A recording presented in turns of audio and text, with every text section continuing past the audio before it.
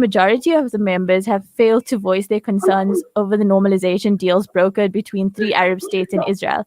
Why do you think that this is the case? Sorry, can you repeat the question? It's hard me to hear you. Oh, so sorry. So established in 1945 as the League of Arab States, the Arab League has always had a strong ethos of pan-Arabism and has consistently promoted Arab solidarity. Yet a majority of members have failed to voice their concerns over the normalization deals brokered between the Arab states and Israel. Why do you think that this is the case? Well, it's clear that when the Arab League was established, it was aimed at putting an end to the Palestinian struggle and to distance any support for the Palestinian cause when the PLO started back in 1960s. But we know that the Arab League is a dead body. It's under American pressure, and it does not serve the interests of the Arab people, especially the Palestinians. We know that Egypt under the Sisi regime is collaborating with the Trump administration, with the Netanyahu administration. The Arab League is based in Cairo. So we can understand that this body does not serve any benefit for the Arab nations, whether it's in Palestine or Libya or Syria or Yemen. A number of Arab countries withdrew their membership from this called Arab League because it's not functioning and it's just only a name. And it's sad that after each Israeli attack on Gaza, the Palestinians in the West Bank or Gaza, they call on the Arab regimes to intervene, and all these calls fall in deaf ears. So we lost hope. The Palestinians in general, they lost hope in the so-called Arab regimes or the Arab League, and I think it's useless. And I think it's time to solve or replace it with a more genuine body that really looks after the interests of Arabs and those who struggle for freedom, mainly the Palestinians. Okay. And then, like, as you've said, time and time again, the Arab League has let the Palestinian people down. And this has created channels of despondency and distrust, channels which may be irreparable after the Abraham Accords and the Sudan deal. How do you envision this panning out? And do you think that Palestine will distance itself from the Arab League?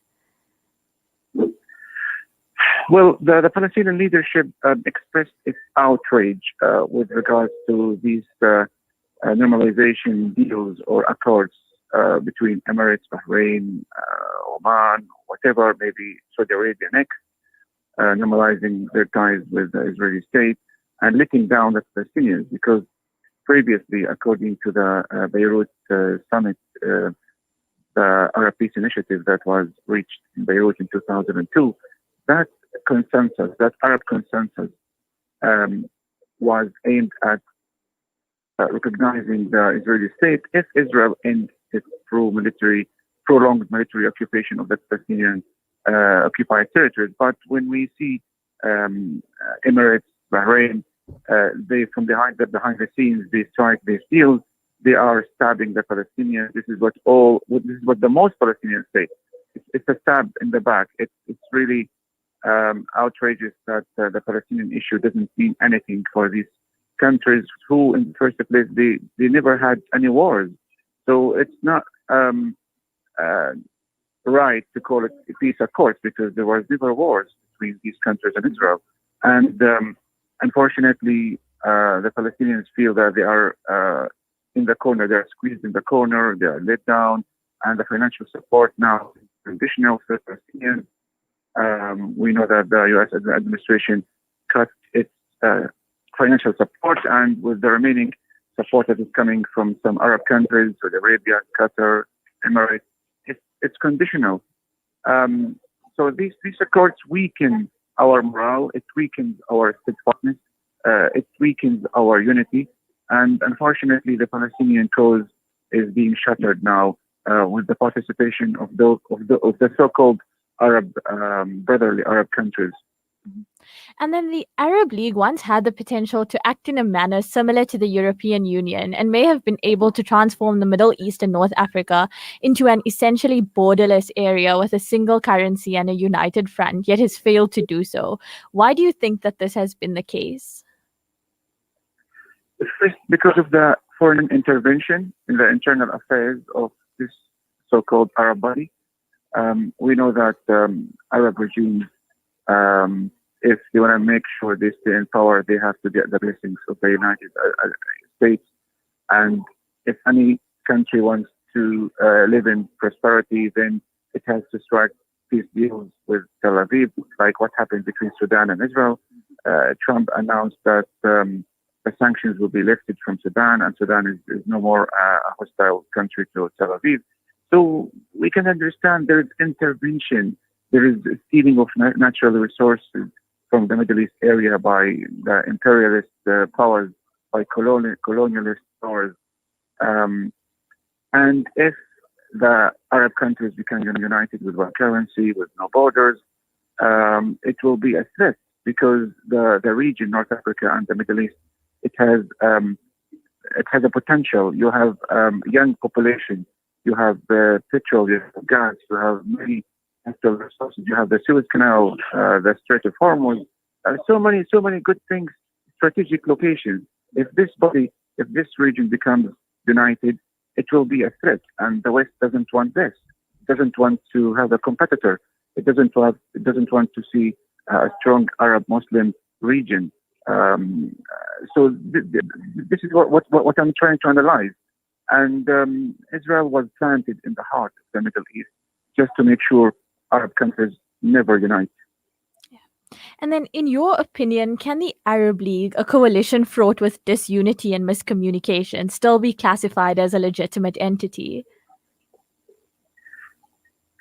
For us Palestinians, we don't count on it. We don't pin our hopes on it. It just as if it doesn't exist for us. It's just a mirage, honestly. I mean, they just Arab leaders, we used to mock them year after year when these Arab puppets and stooges, they meet at this body, whether it's in Cairo or different countries. We used to laugh at them. They just go there, they give speeches, empty talk, they sleep in the middle of the speeches, they have some lunch and food and nice vacations, and they just leave. So it's just a waste of time. We don't count on them. It's really a joke, to be honest. And so many people, not only Palestinians, they lost hope in this body. And then thus far, no Arab countries have come forth to chair the 154th session of the Arab League. And controversial figures have gone as far as suggesting that Israel should be the host state. This is deeply ironic and points toward the ever-growing divisions among the Arab countries. Do you think that Israel would possibly chair a session in the near future as waves of normalization and acceptance engulf the region? I don't think so. No, but people say they don't rule out the possibility of this happening in any time soon. They just mock this story because one of these controversial Israeli academics, Adi Cohen, he says if 6-7 Arab countries they refuse to leave the session of this league, then Israel can step in and organize them because it's really very embarrassing. It's very embarrassing to hear such statements coming from Israeli officials. They're laughing at the status of the Arab countries. I mean, if more countries are joining these kind of normalization ties, now so far maybe 4 or 5 countries. Imagine if more countries after Sudan, maybe Morocco, maybe Algeria, maybe I don't know who's next. I mean, Israel wants to establish itself as a country, as part of the region. So you never know.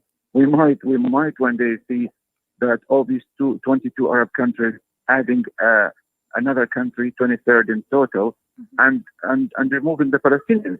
So we live in a very abnormal era nowadays. Thank you so much for joining us today and for that riveting discussion explaining why it is that Palestinians do not pin their hopes on the Arab League. Yes, a pleasure. Thank you for having me. That was Yousef Alhelou, a Palestinian journalist, political analyst, content creator, and influencer based in London, talking to us about the growing disgruntlement of Palestinians toward the Arab League as three Arab countries have normalized ties with apartheid Israel. Rejuvenating media day by day. This is Salam Media.